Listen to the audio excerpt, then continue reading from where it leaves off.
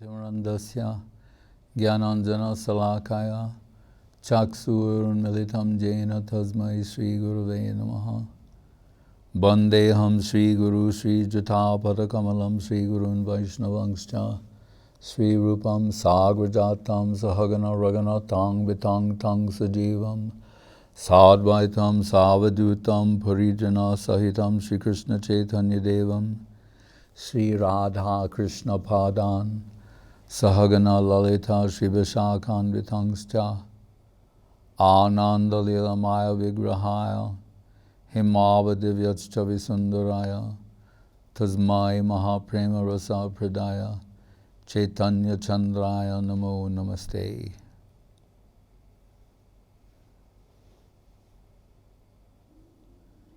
Yes, Prabhu, any question? Dandavat Maharaj. We have a question from Dhananjay and Malini from Russia. Hare Krishna. So they're asking, sometimes when we do something on a regular basis in our everyday practice, we get used to it, it becomes our daily routine, and the depth of awareness starts varying. On what does it depend?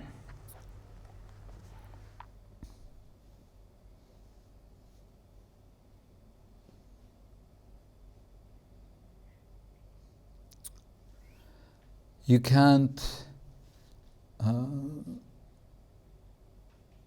outsource Krishna consciousness.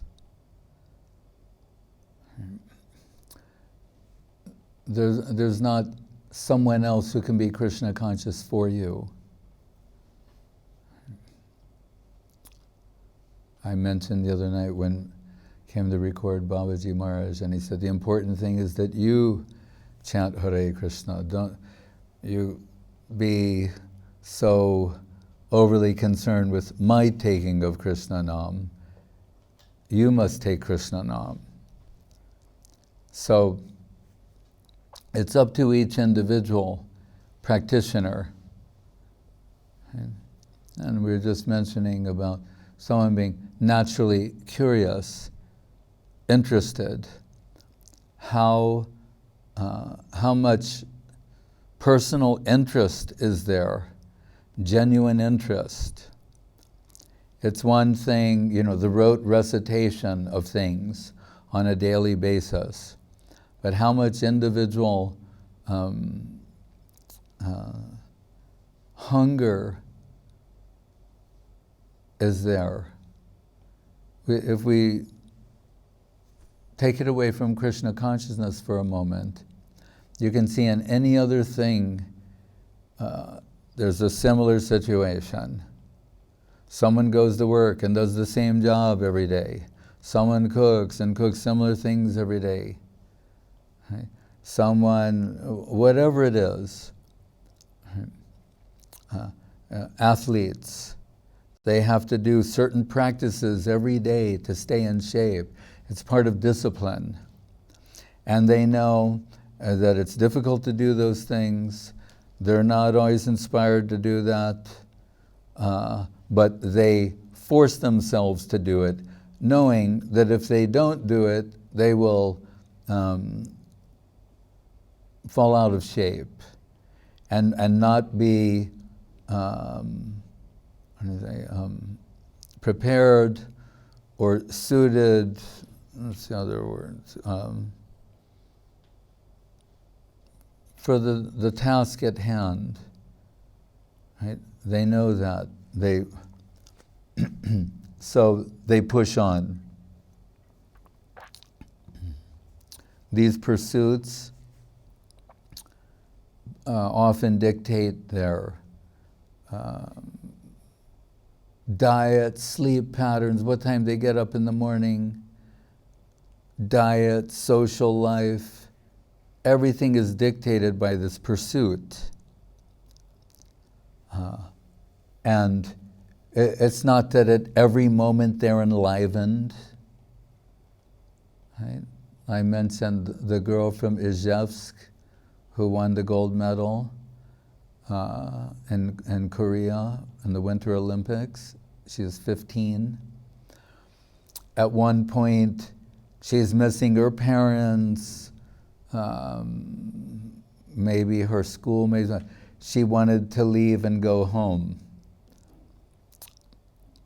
And the coach lady told her, like, I actually don't need you.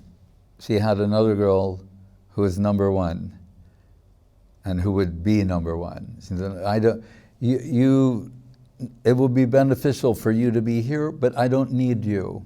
So if you're not going to submit to my direction, these instructions, these practices, this discipline, then go home. And somehow the girl had a change of heart, stayed on, and she ended up winning the gold medal. And I'm sure there are many tears along the way, bruises, failure. I asked someone the other day, have you ever fallen on ice? I have. It's like worse than cement. It's really hard.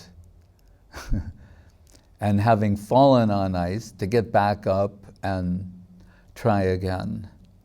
So these people, these athletes, they have to do certain things day after day to stay in condition. That's the word. Condition, to be in the proper condition, knowing that when you're properly conditioned, you'll be most fit to express your skills, right? The attempt you're making. Right? They're trying for some sort of perfection, you could say. A devotee is trying for ultimate perfection. And as Srila Guru Maharaj once said, if we observe then these disciplines, I'm mentioning sports, athletes, but don't like doctor, they go to pre-med and college, then the medical school, that's 4 years, then medical school for 4 years, then resident, intern, one's 2, one's 4.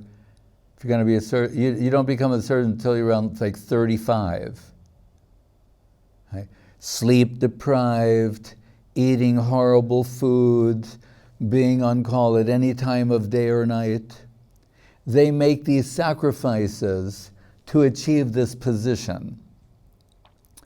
Right? These actors and actresses that look so beautiful and they're smiling and they seem to be living a charmed life, every moment they're not ecstatic and happy. To be on set, they have to get up at 3 o'clock in the morning sometimes, eat horrible food, suffer miserable conditions to do something. So it's not something that just within Krishna consciousness, these sort of things, but there's another kind of life that is devoid of all these things.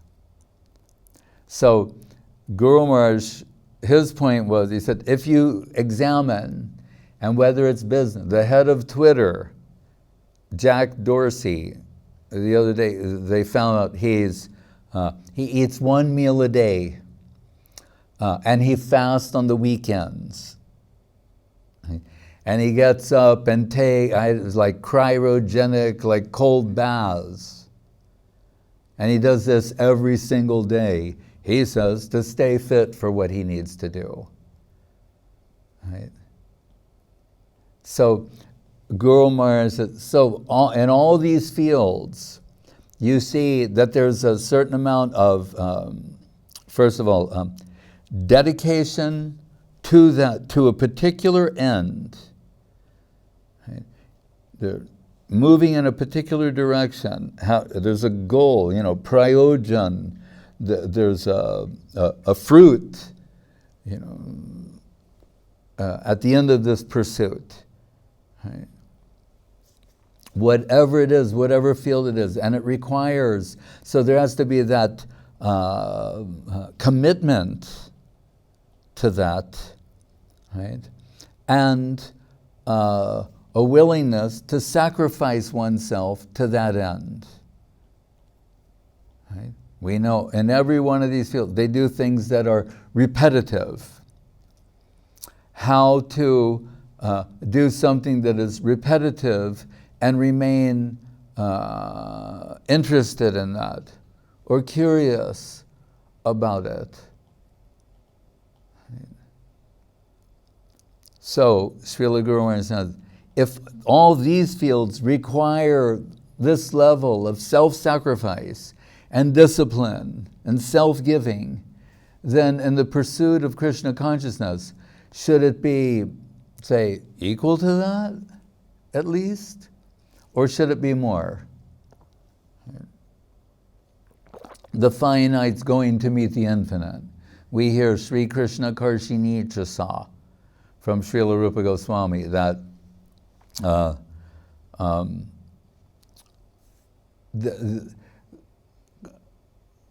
Krishna, bhakti, devotion, love and affection for Krishna captures Krishna. It attracts him. Inconceivable that the infinite could be genuinely attracted to the finite. Not just like, oh, you finite, you did so much suffering, and like, okay, give you something good, for your trouble and your loyalty and, your dedication. Here, have something, some liberation, or you want something a little different, better than that, or not like that. Can we imagine that Krishna, the infinite, could actually be genuinely attracted to the finite? It seems almost absurd. But Rupa Goswami is telling us, not only is it possible, that is what is achieved in Krishna Bhakti. Kleshagni subhadam moksha lagutakrit sandrananda visheshatma Sri Krishna Karshini Chasa. That Krishna becomes attracted. All attractive Krishna is attracted to love and devotion in the heart of even a tiny finite being. It's such a valuable substance. So, elsewhere, Rupa Goswami says, Shraddha leads to sadhu sangha. And Guru Maharaj points out, actually, you can parse this in a way, and on the basis of Vishwanath as well, and say, sadhu sangha gives shraddha, leads to sadhu sangha. Sadhu sangha, ado shraddha, sadhu sangha, the bhajana kriya, then you take up the spiritual practices. Artha nivritti, gradually unwanted things diminish and vanish, as well as misconception is gradually converted into proper conception. From misconception to sambandha gyan. Artha-nivritti nishta, then the faith becomes more deeply rooted, like we see with the plants, where they keep the little seedlings, like Bhakti Lata Bij. Where do they keep the seedlings? That place is called a nursery, actually. Just like where they keep little babies. Why a nursery? Because in there, they have an extremely controlled environment. The temperature, the amount of moisture, all these things are carefully, in that nursery, right? Because these seedlings are in a very delicate condition. So they need a highly controlled environment and to be nourished in a particular way to grow to the point where they can be transplanted outside of that environment and not only survive, but thrive. So the necessity always, but particularly and early stages of development, to be in a highly controlled atmosphere, right? Being supplied a particular type of nourishment, etc. What is that? That's an ashram, where one is surrounded by good association and a controlled environment. Because in an early stage of development, one will not survive outside of such an environment. Right? So nishta means like deeply rooted. We see at a certain point when the seedling is like taken root, then it can be transplanted. Right? And what are we told there as well? Weeding. Right? There are weeds that can choke the growth of the devotional career. We have to be careful about that. It's a very delicate creeper. Nishta, then what? Ruchi, some taste. One of the implications, if that's where ruchi is, which means, as Guru said, not this like sometimes a little taste and then other times, and then some, not like that, but substantial taste. The implication is before that, it's not there. Back to discipline, that one is disciplining oneself by engaging in certain spiritual practices every day that may even be, to a certain degree, painful or suffering-inducing. Right? So many people do yoga. Yoga hurts. Why do they keep doing it? Why does someone keep practicing yoga? They have some goal in mind. I'm not going to answer why I think most people do it, but of the feminine persuasion. But even if you accept that, it means there's a goal in mind, a particular body type, whatever, and they're willing to engage in a certain amount of suffering to achieve that. So it's always there. But ruchi means, so those activities that not only were tasteless, but maybe even painfully executed, it's reached a point where there's some genuine taste for doing that. Right? We may engage in a daily recitation of the scriptures as part of our spiritual practices. But we can say there are times when we hear things that capture our imagination, even our hearts, and we feel some joy from that. Right? The tendency of a neophyte devotee is to try and have a repeat experience. And that doesn't work. Then it goes away. Bhaktivinoda Thakur says in his song that, like, he compares, Krishna revelation to lightning-like illumination. And we will be seeing that. We've seen the last few days, we'll see more. When there's lightning, temporarily everything is revealed and then back to darkness. So he's saying something like that. But what that, in the aftermath is left a hankering. It's ignited some hankering inside. Now that we see some possibility is there, there's hankering. But we shall avoid the step and repeat process. Krishna cannot be subjected to that. Revelation means what comes down into this plane. Sometimes, by the grace of Sadhu, Shastra, Guru, and Vaishnav, some glimpse comes to us, and we're inspired by that. It leaves us in a hankering position. Right? It reminds me of the poem of this great poet, Wallace Stevens. He has a poem called The 13 Ways of Looking at a Blackbird. And one of them is, he says, I do not know, I'm paraphrasing, I do not know which I prefer, the sound of the blackbird, the song of the blackbird, or just after. You understand? There's while something is happening, and then in the aftermath of that, recalling that.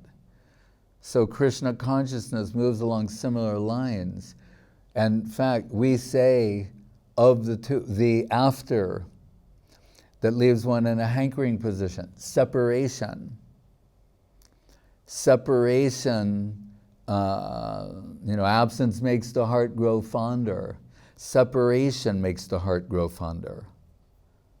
Right? When there were some devotees who once said to Srila Guru Maharaj that,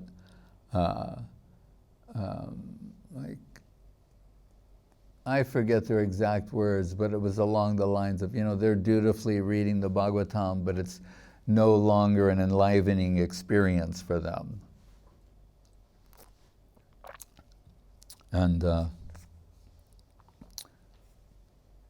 they're asking about that. And the Guru Maharaj said, then stop reading the Bhagavatam. And they were like, oh no, we don't want to do that. And he said, oh, then you do have some appreciation. Otherwise, you have no, then I tell you to stop, you can stop. You say, no, we don't want to stop. Oh, so on some level there is a little appreciation. When some disciples of Srila Bhakti Siddhanta Saraswati Thakur approached him, or actually they were like reluctant to approach him, but he can pick up like, I think you want to say something, but you're shy to say that or reluctant, and then one of them on their behalf said, well, we've been here for 10 years going on with the program, and we don't feel like we've made any progress or that we've achieved what we set out for, and I'm really sorry to even say these words and express this to you, but that's what our concern is. And Srila Saraswati said, oh, I'm so relieved to hear that. And they thought, what? And he said, if after these 7, 10, whatever, how many years it is, that you thought you got Krishna consciousness, he said, then I would be very sad and disappointed. But that after this time, you invested all this time and energy and you feel you've not got, then I think you're moving in the right direction. And I'm happy to hear that. That shows your humility, and it also alludes to the infinite depth of Krishna consciousness. When Srila Saraswati Thakur was giving mantra diksha to someone, second initiation, and Guru Maharaj happened to be there, and these, remember many of his disciples, they're Bengalis, Sanskritians, so after the person heard the mantras and left, Srila Saraswati Thakur went outside, and in the room, Saraswati Thakur could overhear that devotee having a discussion with another devotee about a particular line, and the word pushpabanaya means like flower arrows. And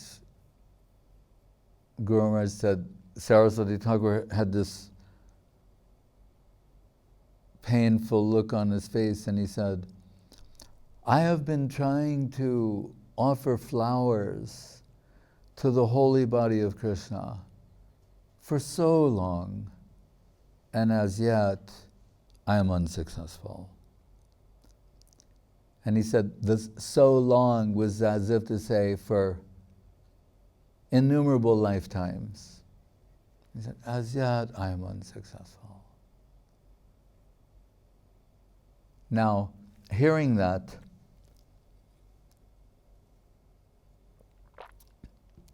someone could think like, well, I give up then. He's the leader, and the leader saying, expressing this type of disappointment and failure, apparent failure. But Srila Guru Maharaj, that's not his reading. Srila Guru Maharaj found in this to be very inspiring. In what way? In that, he said, what his reading of this is that, as we saw, the finite achieving the infinite, this is so noble, so high, so inconceivable to achieve, that, and so compelling, that if after innumerable lifetimes of the attempt, that one cannot give up the pursuit. That's the point. If it's all what we can get in this lifetime, what I can get during this morning reading, what I can get now, what I can squeeze out of this mala by taking Krishna Nam, it is, it's not the proper approach, and it's so short-sighted. The finite is going to capture the infinite. Right? So, Guru Maharaj is saying, so it's that high, that noble, and that compelling that you can't give it up, even after lifetime after lifetime after lifetime of pursuit and apparent non-achievement. So we will see, actually, Krishna consciousness is realized in the search for Sri Krishna. Hey Radhe Brajadevi Ke Chalalite, Hey Nanda Shuno Kutaha. Srinivasa Acharya in his praise of the six Goswami saying, Prabhupada liked this line very much, because he said, and they're saying, where are they? That's Kutaha.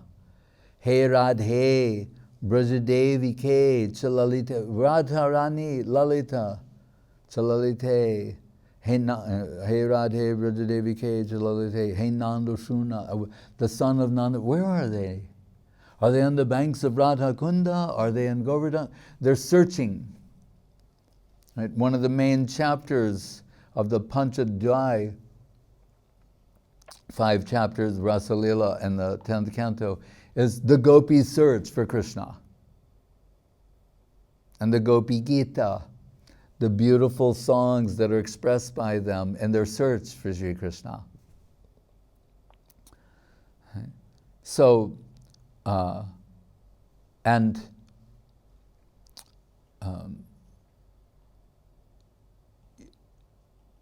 in terms of considering time well spent, in this world, there are research scientists trying to find a cure for, say, cancer.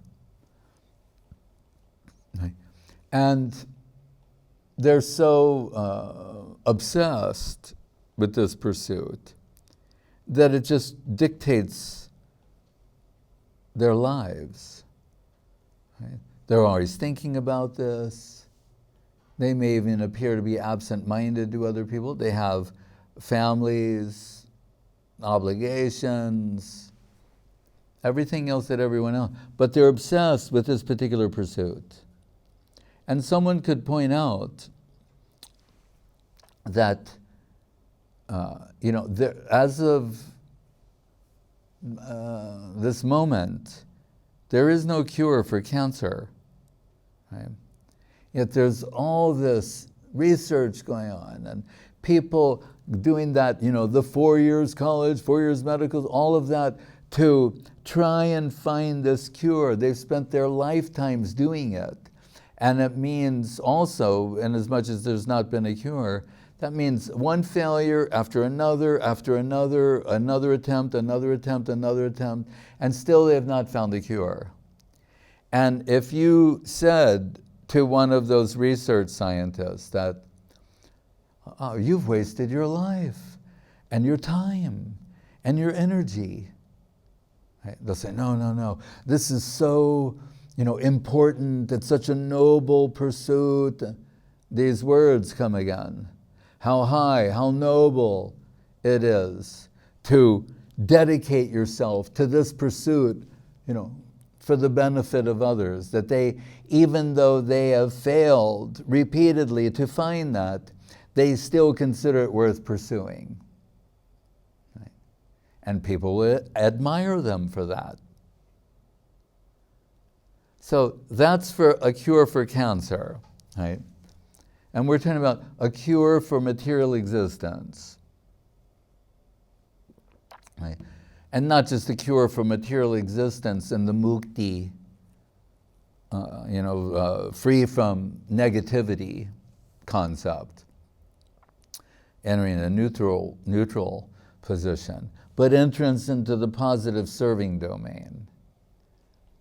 So then how much energy should we be prepared to invest and self-sacrifice in this, to achieve this end, and how much failure or repeated attempts that end in failure should we be prepared to endure in this pursuit?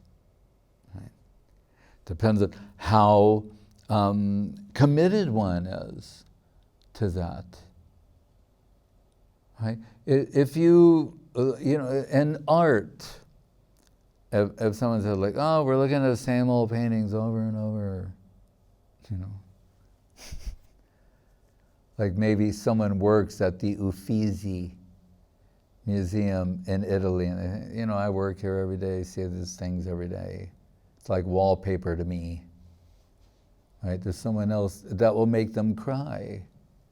Say, oh, look how beautiful this is. The colors, I never grow tired of seeing these beautiful forms, colors, shapes, concepts. They're alive. They've kept their curiosity alive, but through discipline as well. But they're committed, they're obsessed with this particular thing, right? So, and that's going to vary according to individuals. But fortunately, within Krishna consciousness, there's such variety. There's so much variegatedness in terms of what one can focus on, in terms of service and things like that. But it requires being attentive, right? We're dealing with the infinite. That means if we're in the proper mood and mode of thinking, that there will be no end to what can be discovered, no end to what can be a source of enlivenment. But the obstacle is actually ourselves.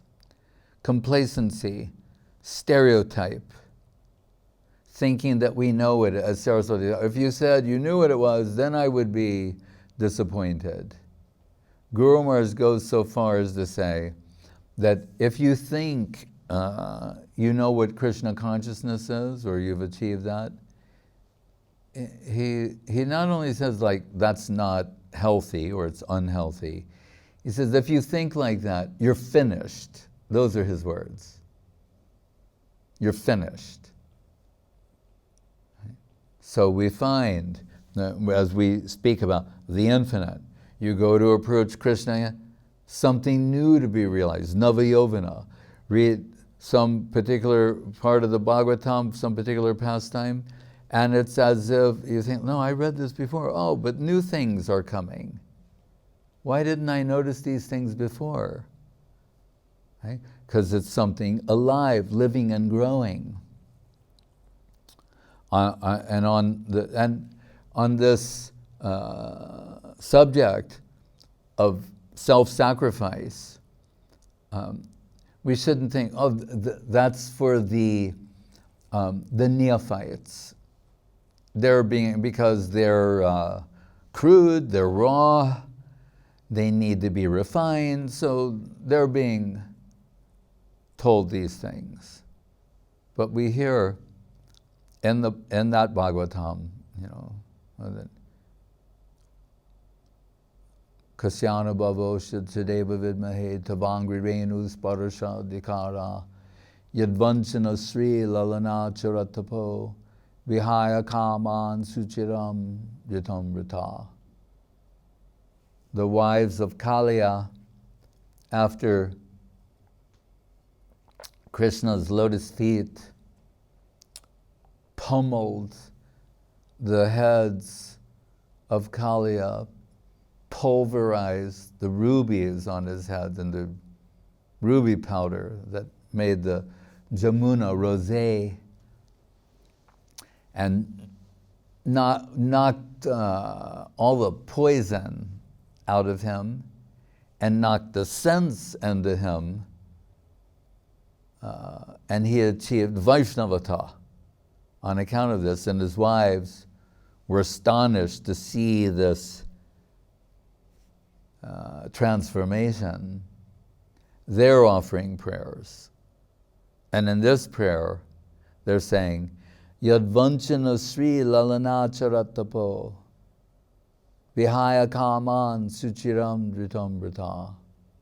What goddess Sri Lakshmi Devi, she did lifetimes of austerities in the Tapovan.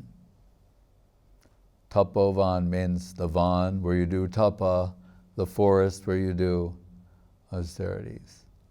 They're saying, lifetime after lifetime she was doing austerities there. Why? She wanted to gain entrance into the Rasa Lila. And in this sense, in this context, achieve the lotus feet of Krishna. So they're saying, what was not achieved by her, our husband, he achieved. How wonderful is this? Right? While others are hankering for a connection with the lotus feet of Krishna, he couldn't remove the lotus feet of Krishna from his multiple heads. Sometimes it said he had 1,000, 100 principal ones. So look at the why is she sacrificing? Why did, after one lifetime, she said, well, I didn't get it. So move on to something else. That's what Guru Maharaj found appealing, and it's consistent with what is expressed in the Bhagavatam, that Krishna is so attractive. Krishna, right? Akarshan. He's so, ahoitukiya pratyata means irresistible, being irresistibly drawn to Krishna, yet somehow not achieving and not dissuaded from that pursuit. That is Krishna consciousness. And Srila Guru Maharaj also said, and it has the ring of the prayers of Madhavendra Puri, where he said that if you're and honest with yourself, and spiritual life requires that, for one to be brutally honest with oneself. Otherwise, you cannot make progress. So he said, if you can honestly admit that, like as those disciples of Saraswati Thakur did, that after so many years, I've got nothing, or I seem to be regressing, right? Along these lines, that have not achieved. If you can say, yes, I've not got it. He said, but you cannot give it up. You're so compelled, you have to go on. You cannot give up the pursuit of Krishna consciousness. Guru Maharaj said, then you might be a devotee. He didn't say, then you're a devotee. Even then, Guru Maharaj, he's so straight. He said, then you might just be a devotee. Because that's what a devotee is. It's not based upon I did this and now I achieved that. Right? That's, as Guru Maharaj said to me, one time, and when I came before him like that, he's sitting in that chair, the plantation chair, in that very spot, and said, you've heard the expression, no risk, no gain. Yes? You know, and I was saying, yes. And I was thinking about my own journey to his lotus feet. And I thought, yes, I risked, everything, but I got you, so I'm totally happy and satisfied. So, yes, no risk, no gain. I risked and I gained. So, and that we can understand. Right? But then he said to me, but there is another higher plane. I said, oh? He said, yes, all risk and no gain. And really, when I heard that, I was like, did he just say that? All risk and no, and now I had a bewildered, perplexed look on my face, and then Guru Maharaj started to smile. Yes. He said, that is the plane of the Braja Gopis. They're willing to risk everything and gain nothing. They have no interest. And just risk everything for Krishna. Are you ready for that? And I thought, where is this going to go?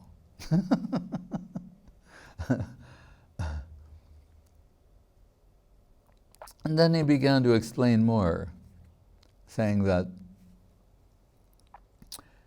because we have not properly, fully conceived Krishna conception, and we're haunted by the world as being the substantial place, and we're thinking Krishna consciousness is sort of Krishna like abstract, or it's talk or theory, or others say mythology, this, that, or the other thing. So we think this is the substantial plane, and that we're uncertain of. So it's like all risk and no gain. Right? Excuse me. Yeah. Right. That we're thinking, yeah, that I'm risking everything and I'm gaining nothing. Right. But as Guru Maharaj also said in another place, as you proceed east, automatically you're withdrawing from west. So in the pursuit of Krishna consciousness, there's a gradual transition from, a mundane, egoistic, egocentric world toward this Krishna-centered world, like the Isya Vasyamidam Sarvam, Upanishad Sloka. So, he said, as this transition takes place, first you thought, this is the world and I'm risking all of this and the gain is uncertain. So, but then gradually, as, like you said, what does it say in the verse? Anartha nivriti. As the mundane is gradually diminishing and vanishing, and the spiritual, that means simultaneously, the spiritual is gradually appearing, manifesting, and being felt as something real, tangible, substantial. Then the shift takes place, and you will realize when it's fully expressed that it's all, that what appears to be all risk and no gain, and its final and ultimate expression is all gain and no risk. You didn't risk anything, because all the so-called risk was of things that are insubstantial, temporary to begin with.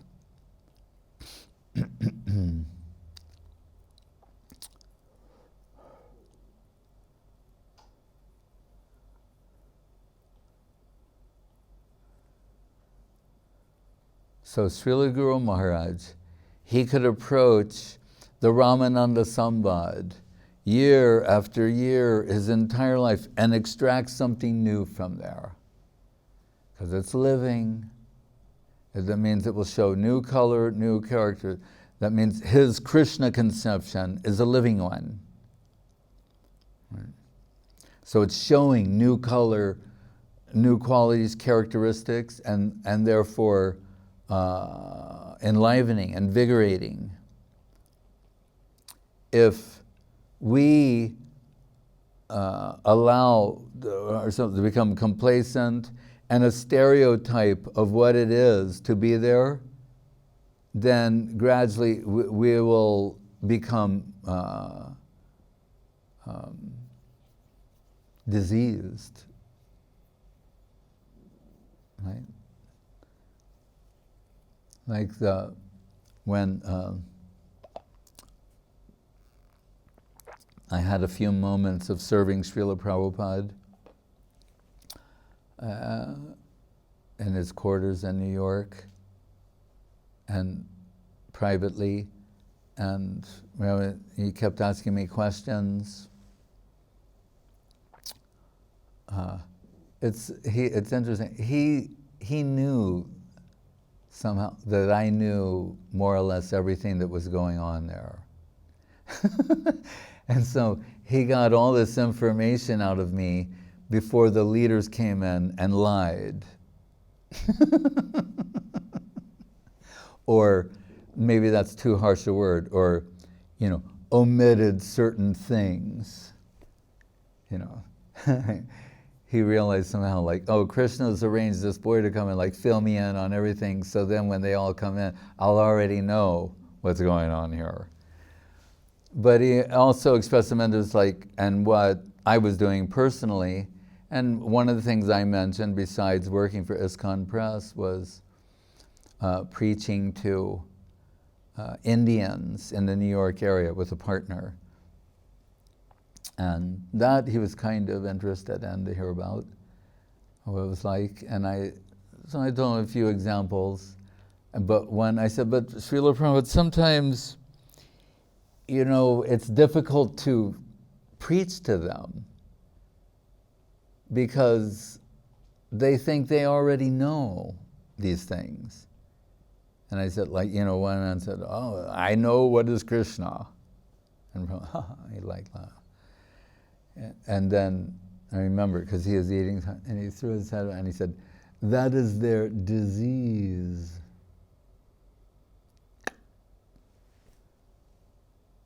And what's to show how Shastra is coming out of his lotus mouth, that's in the Brahma Stuti of the Bhagavatam, 14th chapter, 10th.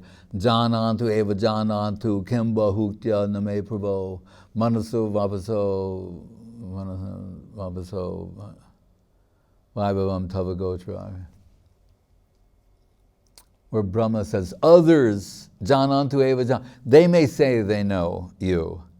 I don't have much to say about us. So Brahma is saying, those who say they know much about it, that is their disease. We think we know what Krishna consciousness is. That is a disease. We're dealing with the infinite. So repeatedly, we have to, it's like George Orwell said something, how the truth, like how vigilant you have to be to see what's in front of your nose, what's right in front of you, to look at that in a fresh way. Right? So that can only be done with humility. Right? Yet I have to know. Right? Let me again with, say, in good faith, hear, read these things. And if it pleases Krishna to reveal something to me that's new and inspiring, it may be. But Guru Maharaj also quoted this Vedic aphorism that it took him a while to understand, which is Avritir sarva shastranam bodhadapi gariyasi, that said, repeated hearing is more important than so-called understanding. And normally that would run contrary to the kind of his ontological method. So, but he understood here that, so what does Kaviraj Goswami say in Charitamritam?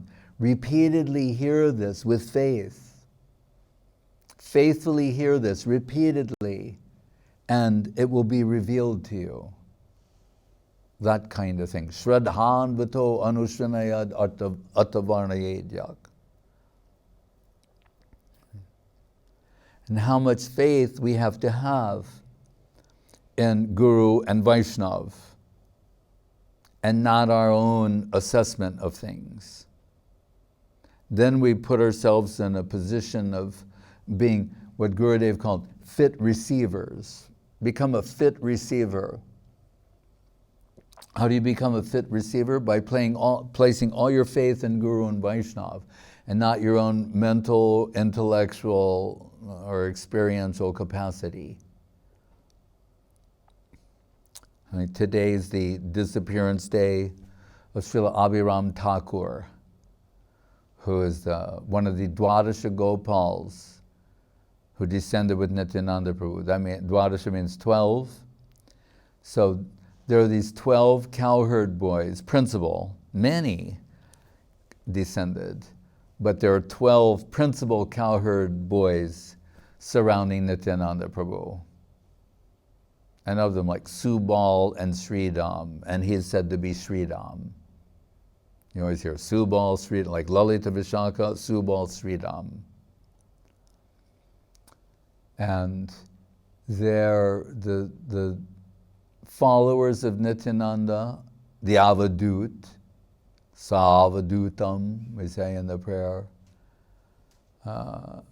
They we could say, and you know, a delightful way, they're delightfully eccentric. That's why I always think when we hear that Shivananda Sen had to bring 200 Mahabhagavatas from Navadip to Rath Yatra every year, what that must have been like. Who are like completely different individual, they have certain, you know, tendencies, qualities, characteristics, and somehow he's going to take all 200 of them to Puri. And there's no like train, or they're not going to fly in, you know, so to speak. They're walking there, or maybe sometimes bullock cart, whatever he has to arrange. You know, tolls and all, you know, visas and, you know, filling out applications and, and their fooding, lodging, etc. We know at one point when Nityananda felt somewhat neglected that he kicked Shivananda Sen and cursed that all of his family members would drop dead because he was hungry. And Shivananda Sen's wife freaked out. Nityananda cursed our children, you know. And he's saying, they should be cursed, we should all die. Why? We inconvenience Nityananda. I mean, he didn't follow through on it. But you see that the hunger of Nityananda.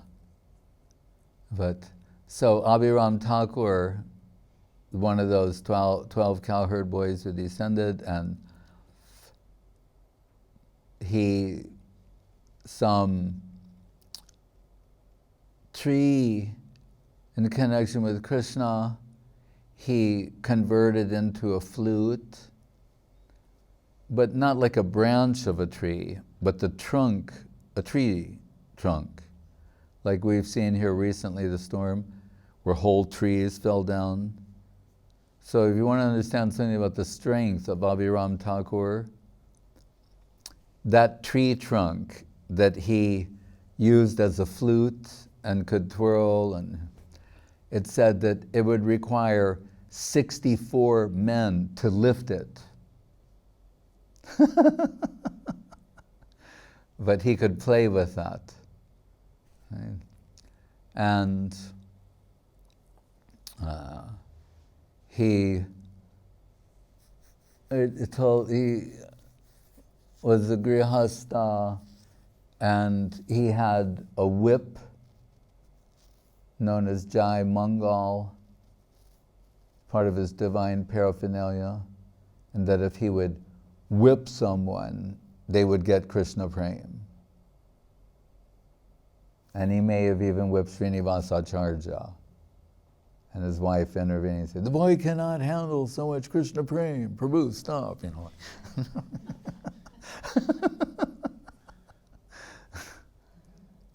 But when Srinivasacharya came, he was young, and Abhiram Thakur thought, "Oh, very beautiful boy," showing his qualifications. And we've always heard this example, and it's on point of what we're discussing this evening. We've always heard the example of, that what sort of faith do you have to have in Guru? If he says, that rope is a snake, it's a snake. That snake is a rope, you see a rope. And I've mentioned, as a sidebar, that to see a rope as a snake is one thing. To see a snake as a rope might be more difficult.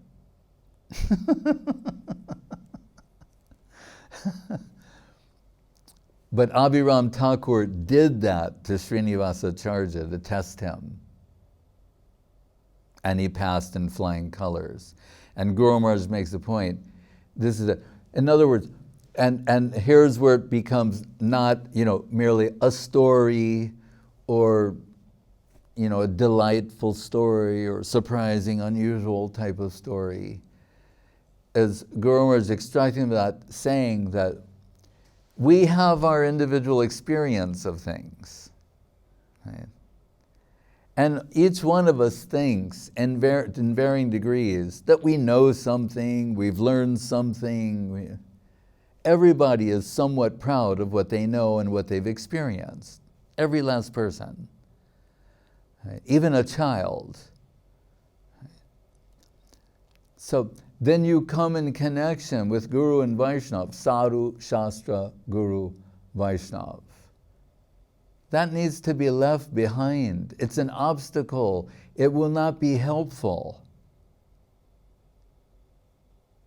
Right? It's an obstacle to learning and to making progress. So what he's doing is, through this, see a rope as a snake as a rope. It's saying, whatever your estimation of the world is, he's going to contradict that. And contradict it again. So when you come to the lotus feet of Guru and Vaishnava, and you begin hearing from the revealed truth, the scripture, Shastra, it's going to necessarily will contradict your gathered experience of this world and relative qualifications. Otherwise, you're not trying hard enough or doing it right. If it only seems to be supporting what you already thought you knew, it's not helpful. Right? We're ready for total transformation, a complete transition from wherever we were previously to the new servitor identity, from an exploiting unit to a dedicating unit. Right? Yeah, some acquired relative skills can be employed in service. That's another thing. But we're talking about more the willingness to that our belief in the revealed truth, and as particularly represented by Guru and Vaishnav, that we can fully believe that and ignore acquired prejudice, acquired tendency, mundane experience. That's why he's saying, see the snake as a rope as a snake.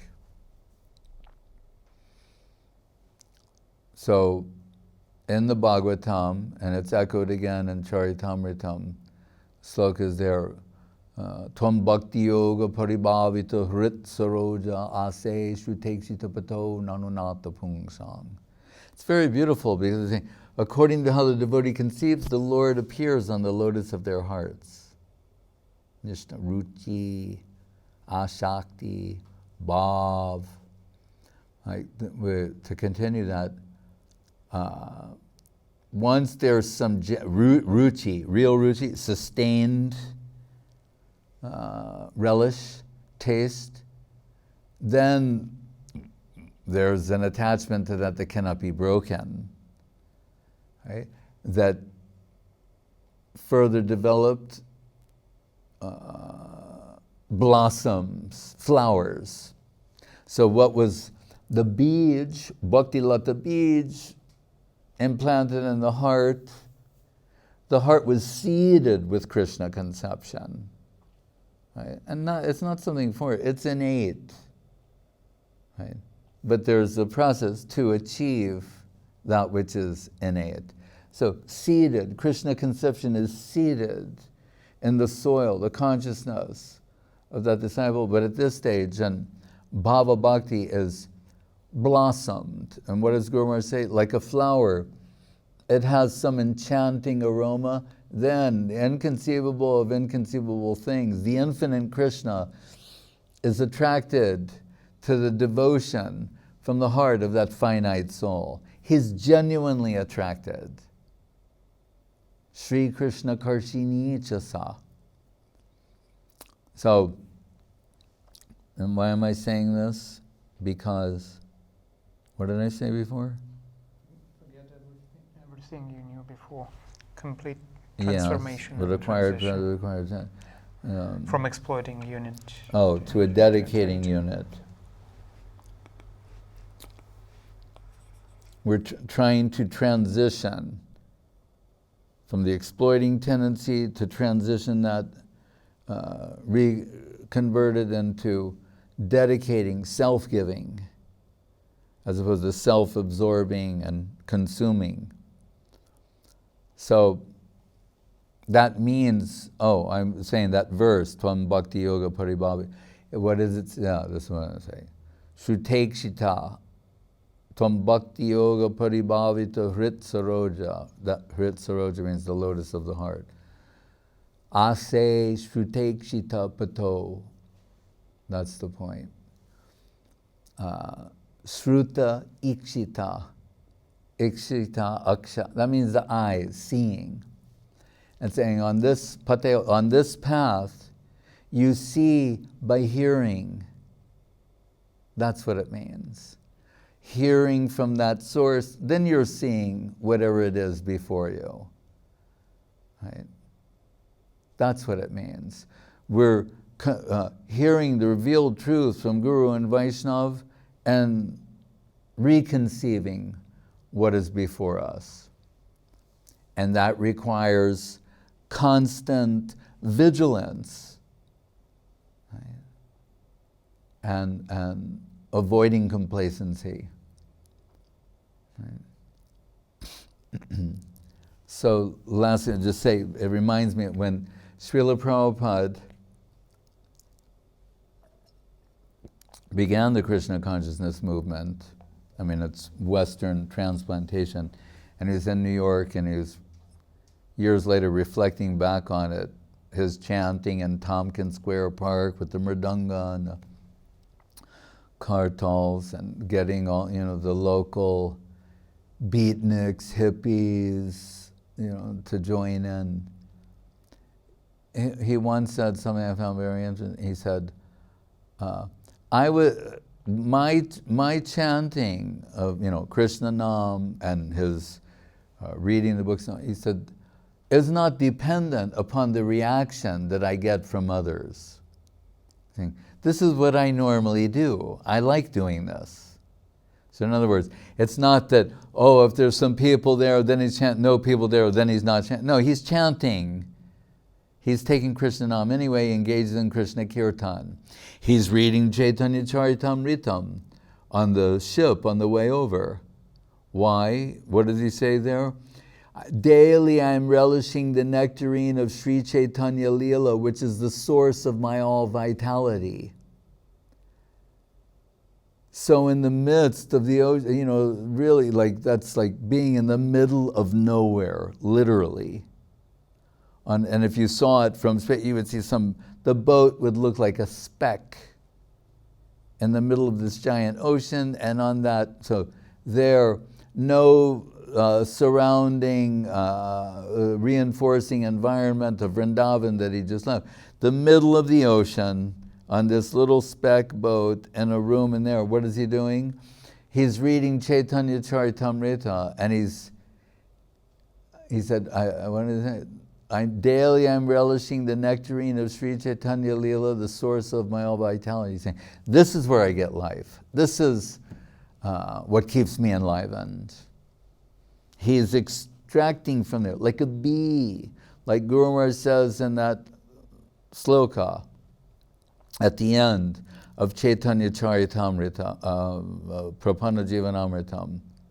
Srimad Bhagavat Padambuja Madhu Sharotsavai Shatpadai Nikipta Marubendavascha Parito Brashta Mukhat Gunjitai Yatne Henchadihahritam Nidraparo Sriyortina Tanmaya Bhuyo Bhuyoito Rajangsi Parasam Lagnani Te Shambhaji. So what does he use in first line, which is poetic? Shatpadai means six-legged. It's a poetic way of saying a bee. Right? So it's Sri Srimad Bhagavat Padambuja, Pada Ambuja, right? Lotus Padambuja, Madhu Utsava, honey festival for the bees. That's what and he's saying, these devotees, they're madly relishing this divine substance, which is compared to bees relishing honey. And so mad is their relish that some drops are falling from their mouths. And Guru Maharaj said, I'm collecting that, what has fallen from the lotus lips of these devotees, and I'm presenting that to you. So it's always through the devotees that when Shyamananda Prabhu asked Srila Guru Maharaj, the father of Rai Kishori and Nimai, Nitai, and all, yes,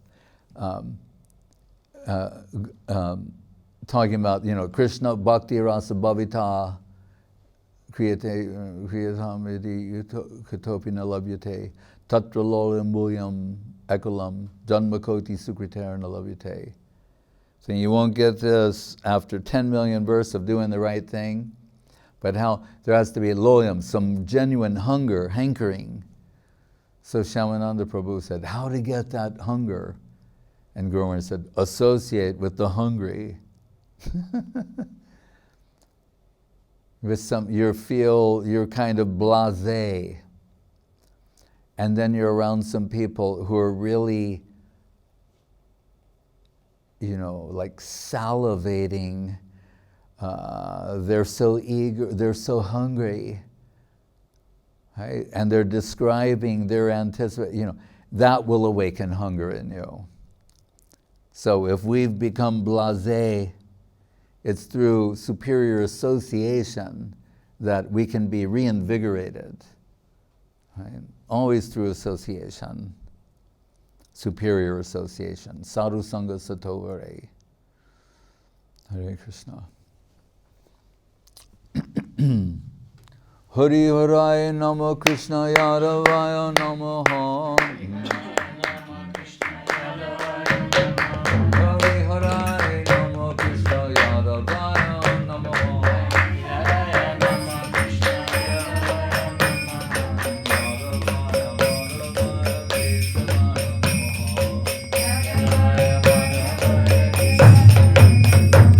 Gopal Govinda Ram Sri Madhusudan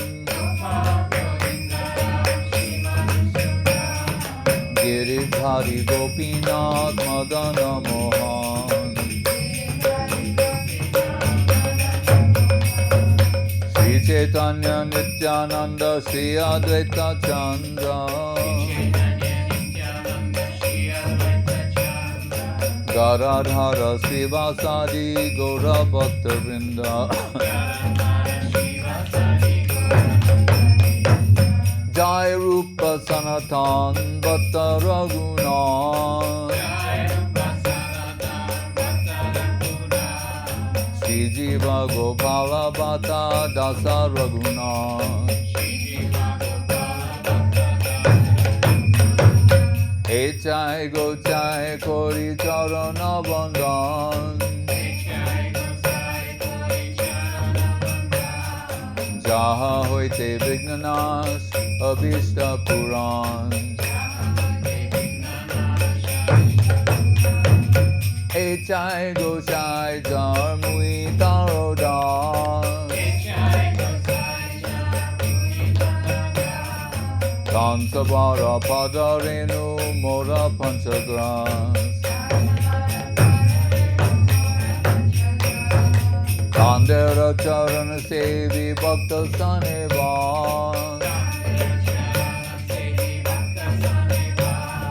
Janame Janame Mor Ei Abhilas Echai Gochai Jabe Braje Koilobas Radha Krishna Nitya Leela Korilo Prakash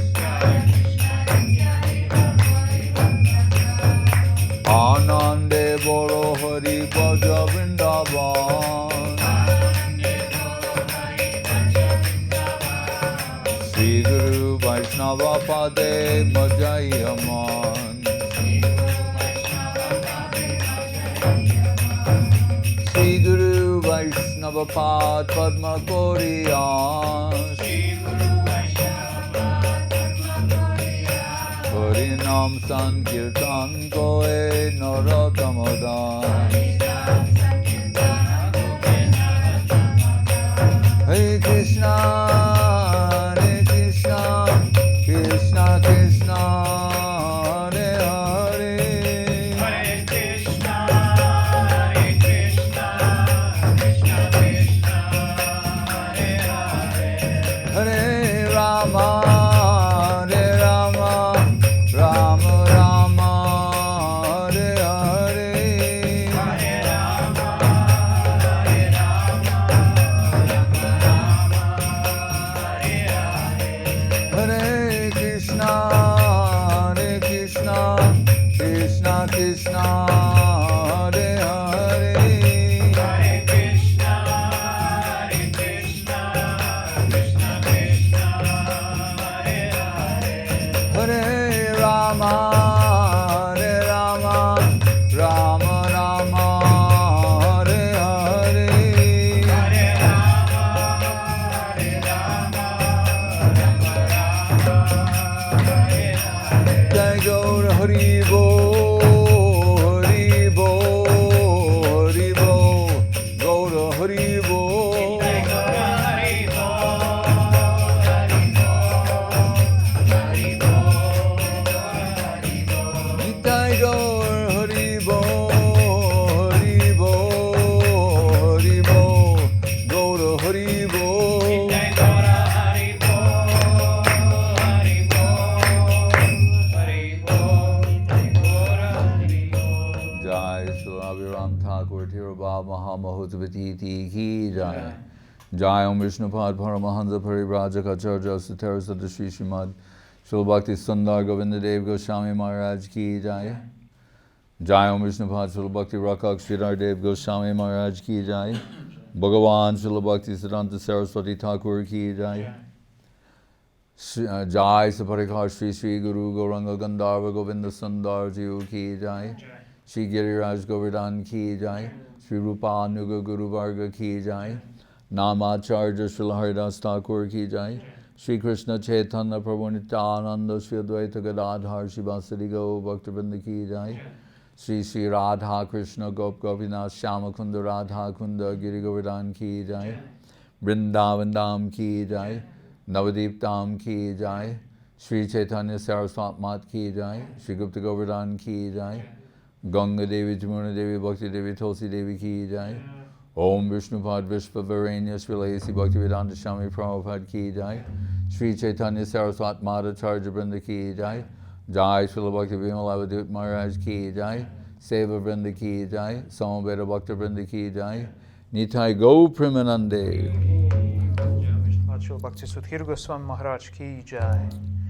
And Maharaj Dandavats from Harivalabha Didi, Tapanandini Didi, Kuladri Prabhu, Mahavirya Prabhu, Jordan Carter, Seattle, Damodar Priya Prabhu, Moscow, Prem Narayan Prabhu, USA, Jai Govinda, Ireland, Rameshwara Prabhu, Anusuya Didi, Ananda Lila Didi, Madhavi Didi, Hungary, Krishna Gandhi Didi, USA, Dhananjay Das, Dandavats Maharaj and all the devotees, thank you very, very comprehensive and inspiring answer. Victor Majumder, thank you Maharaj for this insightful class. Dandavats to all devotees. Victor from East London, Mad. Yeah. And humble obeisances to Goswami Maharaj's lotus feet from Rupa Vilas Prabhu, Philippines. Hare Krishna. Vanchakavati Vaishnava Patitanam Pavanevya Vaishnaveva Namo Namaha.